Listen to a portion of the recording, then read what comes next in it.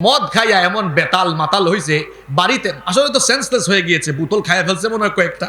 বাড়িতে এসে বলতেছে তার বউকে, আম্মা খাইছেন? বউ কোনটা মা কোনটা চিনে না। বিজ্ঞানের সাথে পরিচিত করে দিবে। আল্লাহ আকবার। আপনার ছেলে মেয়েকে অ আ ক খ এ বি সি ডি শেখাবেন পড়ে, আলিফ বা তা থা শেখাবেন আগে। কেন? ওয়াই? এদেরকে যদি আপনি দ্বীনি শিক্ষা না দেন, এরা পড়াশোনা করে ডাক্তার ইঞ্জিনিয়ার হবে কিন্তু অমানুষ হবে, মানুষ হইতে পারবে না। তাকে আপনি ও লেভেল এ লেভেলে পড়াশোনা করিয়ে ডাক্তার ইঞ্জিনিয়ার বানাবেন, সে ঢাকায় গিয়ে ফ্ল্যাট নিয়ে থাকবে। যাকে আপনি এত কষ্ট করে পড়াশোনা শিখিয়েছেন, অফিসার বানিয়েছেন, আপনার খোঁজ খবরও নিবে না। এমন কুসন্তান আছে না নাই? অনেকেই তার মা বাপকে ওল্ড হোম, বৃদ্ধাশ্রমে রেখেছে। সেদিন টেলিভিশনে দেখলাম 2-3 সপ্তাহ আগে নিজের বাপ মারা গিয়েছে, দুই ভাই বাপের লাশ কবর না দিয়ে তারা জায়গা জমির ভাগ বাটোয়ারা নিয়ে ব্যস্ত হয়ে পড়েছে। এগুলো কিসের ফসল? এগুলো দ্বীনি শিক্ষা না দেওয়ার ফসল। আর দ্বীনি শিক্ষা যারা পেয়েছে, সে তার বাপ মরার পরে তার বাপকে কেমনে জানাজা দিবে, নিজেই ইমামতি করবে, এটার জন্য সে দেওয়ানা হয়ে যায়। ঠিক কি না?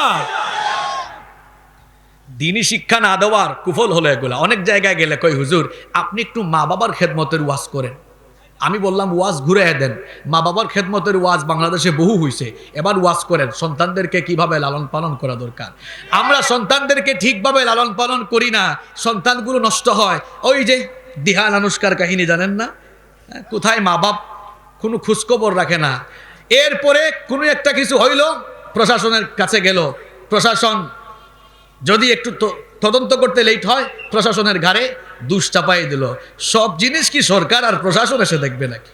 আপনি নিজের মতো করে চলাফেরা করবেন, চলাফেরা করার সময় আপনি আমেরিকান স্টাইলে করেন, আর বিচার চাওয়ার সময় সৌদি স্টাইলে চান। আশ্চর্য ব্যাপার। এক ব্যাককল, আপনারা কি খুলনায় ব্যাককল বলেন না বেকুব বলেন? এক ব্যাককল গাছ না লাগিয়ে ফলের আশা করে বসে আছে। আচ্ছা বলেন তো, গাছই লাগায় নাই, হে কি ফল পাবে? আরে বোকা, আগে তো গাছ লাগাতে হবে, তারপর সেখানে পানি ঢালতে হবে, সেটাকে পরিচর্যা করতে হবে, এরপরে ফলের আশা করা যাবে। গাছ না লাগিয়ে ফলের আশা করা যেমন বোকামি, তেমনি সন্তানকে সঠিকভাবে লালন পালন না করে ওই সন্তানের কাছ থেকেও খেদমতের আশা করাও বোকামি। এই জন্য সন্তানগুলোকে কোরআন শিখান, সন্তানগুলোকে নামাজি বানান। আমার মা বোনরাও তো মহিলা প্যান্ডেল থেকে শুনছেন, তাদেরকেও বলবো সন্তানগুলোকে দয়া করে আপনারা কোরআন শিখান। এই দুনিয়া থাকার জায়গা নয়, সবাই আমরা দুনিয়া থেকে চলে। No one can escape from death. মৃত্যু থেকে কেউ পালাতে পারবে? Everyone will take the test of death. প্রত্যেককেই মরণের স্বাদ ভোগ করা লাগবে। সবাই আমরা চলে যাব। এই দুনিয়া থেকে চলে যাওয়ার পরে কবরে বসে বসে আপনি সওয়াব পাবেন, যদি সন্তানটাকে আপনি দ্বীনের রাস্তায় দিনদার বানিয়ে যেতে পারেন। এই জন্য সন্তানগুলোকে দিনদার বানিয়ে যান। আফসোসের কথা কি জানেন?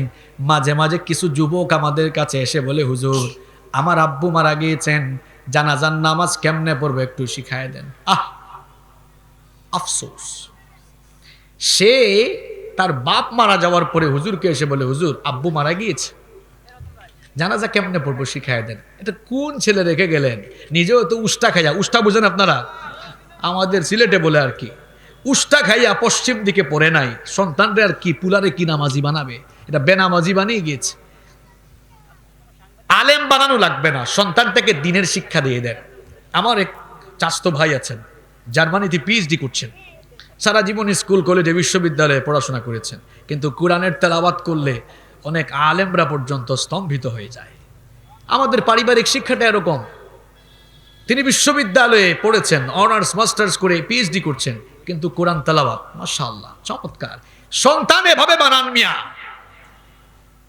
আপনার সন্তান অলরাউন্ডার হবে, চমৎকার তেলাওয়াত করবে, অনর্গল আরবিতে কথা বলবে, অনর্গল ইংরেজিতে কথা বলবে, বিজ্ঞান জানবে, দর্শন জানবে, তথ্য প্রযুক্তি জানবে, সব জানার দরকার আছে।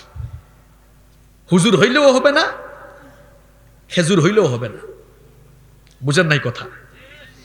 এমন হুজুর হইলেন শুধু কোরআন আর হাদিস জানলেন। আধুনিক বিশ্বে কোরআন হাদিসের এই দাওয়াতকে তুলে ধরতে হলে আধুনিক যুগে এই তথ্য প্রযুক্তিতে আপনাকে এক্সপার্ট হওয়া লাগবে।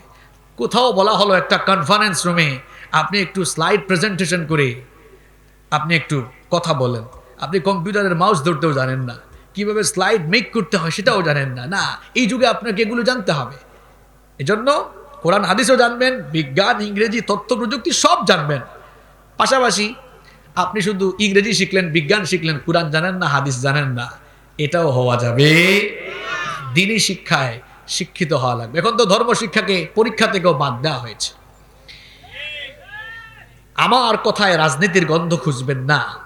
আমরা সবাই একটা পরিচয়ে পরিচিত, আমরা সবাই মুসলমান। আমরা সবাই কি? সন্তানদেরকে দ্বীনি শিক্ষা দিলে সন্তানগুলো নৈতিক মূল্যবোধ সম্পন্ন হবে। এই যে মাদক, আমাদের যুব সমাজকে মাদক নষ্ট করে ফেলতেছে। মাদক মুক্ত বাংলাদেশের জন্য সরকার কাজ করছেন, প্রশাসন কাজ করছেন। আমরা মসজিদে, এরপরে মাহফিলে, সেমিনারে, সিম্পোজিয়ামে মাদকের বিরুদ্ধে কথা বলি। এখন মাদকের বিরুদ্ধে আমরা কথা বললাম, অন্যদিকে যদি মাদক সহজে পাওয়া যায় তাহলে বলেন তো দেখি, যুবকদেরকে মাদক থেকে ফেরানো যাবে? ফেরানো যাবে না। গত 5 দিন বা 6 দিন আগে সিলেটের বিয়ানীবাজারে তাজপুর গ্রামে এক ঘটনা ঘটছে। মুক্তিযোদ্ধা বাবা, ওনার সন্তান এডিক্টেড, মাদকাসক্ত। বললেন, বাবারে আর মাদক খাইস না, নিজেকে তো শেষ করে ফেললি। বাবা বাধা দিয়েছে। কেন বাবা বাধা দিল? সন্তান হাতে কুড়াল নিয়ে তার বাবার মাথাকে 2 ভাগ করে ফেলেছে। ঐশীর কথা মনে নাই, তার মা বাপকে জবাই করে ফেলেছে। এখন আপনি যদি মাদকের বিরুদ্ধে সোচ্চার না হন, মাদক নির্মূলের জন্য আপনি যদি আপনার জায়গা থেকে কাজ না করেন, ভাইরে কপালে খারাপই থাকলে আপনার পুলা মাইয়ারাও মাদকাসক্ত হইয়া ঐশীর মতো আপনারও জবাই করে দিতে পারে। এজন্য সবাইকে দল মত ভুলে গিয়ে দেশের স্বার্থে, সমাজের স্বার্থে, একটি সুন্দর সমাজ গঠনের স্বার্থে সবাইকে এই মদ, ফেন্সিডিল, ইয়াবা, গাঁজা, মাদকের ব্যাপারে সবাইকে দলমত ভুলে গিয়ে সোচ্চার ভূমিকা পালন করা লাগবে।